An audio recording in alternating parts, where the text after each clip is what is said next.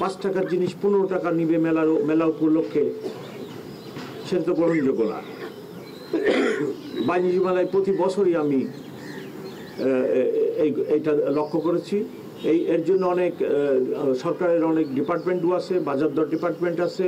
আমি তাদেরকেও রিকোয়েস্ট করব যে এইদিকে খেয়াল রাখবে। 5 টাকার জিনিস কোনোভাবেই 15 টাকা 20 টাকা দর্শনার্থীদের থেকে নিবে, এবং এটা নিয়ে অনেক ঘটনাও হয়ে যায়।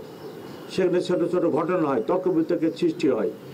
আমি আমার কলিগদেরকেও রিকোয়েস্ট করতেছি, এবং যারা অন্য ডিপার্টমেন্ট আছে তার জন্য এদিকে খেয়াল রাখে। লস্ট অ্যান্ড ফাউন্ড সেন্টার খোলা হয়েছে।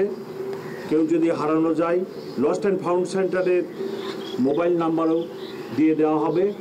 কোনো কারণে যদি কোনো শিশু বা অন্য কেউ হারানো যায়, আমাদের সাথে যোগাযোগ করলে লস্ট অ্যান্ড ফাউন্ড সেন্টারে আসলে আমরা তাকে খুঁজে দেওয়ার ব্যবস্থা করব। 3 নেতার মাজার, রাজু ভাস্কর্য এলাকা, বিভিন্ন এলাকায় আমরা নিরাপত্তা ব্যবস্থা জোরদার করছি এবং ট্রাফিক ডাইভারশনের ব্যবস্থা দিয়ে। ঢাকা বিশ্ববিদ্যালয় এলাকায় মেলা চলাকালীন সময়ে এবং বিশেষ করে যে 1 মাস মেলা চলবে, এই 1 মাস কোনো ভারী যানবাহন চলাচল করবে না, রাতে এবং দিনে কখনোই চলবে না।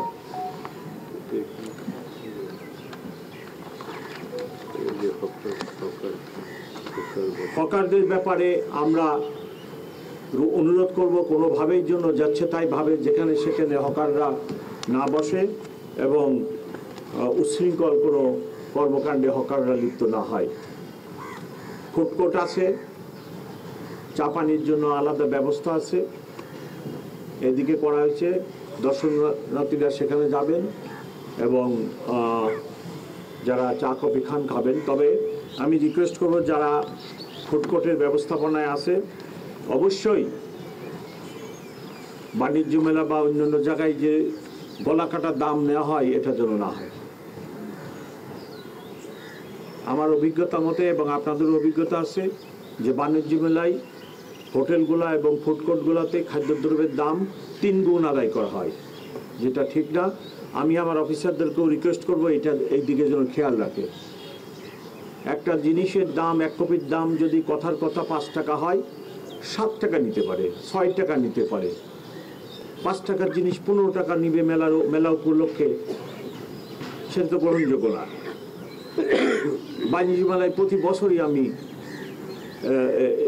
এইটা লক্ষ্য করেছি। এর জন্য অনেক সরকারের অনেক ডিপার্টমেন্টও আছে, বাজার দর ডিপার্টমেন্ট আছে। আমি তাদেরকেও রিকোয়েস্ট করব যে এইদিকে খেয়াল রাখবে। 5 টাকার জিনিস কোনোভাবেই 15 টাকা 20 টাকা দর্শনার্থীদের থেকে নিবে, এবং এটা নিয়ে অনেক ঘটনাও হয়ে যায়। সেখানে ছোটো ছোটো ঘটনা হয়, তর্ক বিতর্কের সৃষ্টি হয়।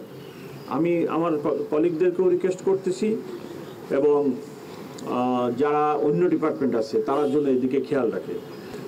আপনারা জানেন এটি একটি রুটিন প্রোগ্রাম ঢাকা মেট্রোপলিটন পুলিশের জন্য। প্রতিবারের ন্যায় আমরা সেই রুটিন প্রোগ্রামটাই ফলো করতেছি, এবং বাড়তি কিছু বিষয় দিয়ে আছে। ট্রাফিক একটি ইম্পর্টেন্ট বিষয় পুরো ঢাকা শহরের জন্য, এবং এরূপ একটি কি বলে ফেস্টিভ প্রোগ্রামের জন্য ট্রাফিক আরও ইম্পর্টেন্ট। আমি আমার সহকর্মী এডিশনাল কমিশনার ট্রাফিক কে এখন অনুরোধ করতেছি ট্রাফিক ব্যবস্থাপনা সম্পর্কে আপনাদেরকে একটা ধারণা দিবে।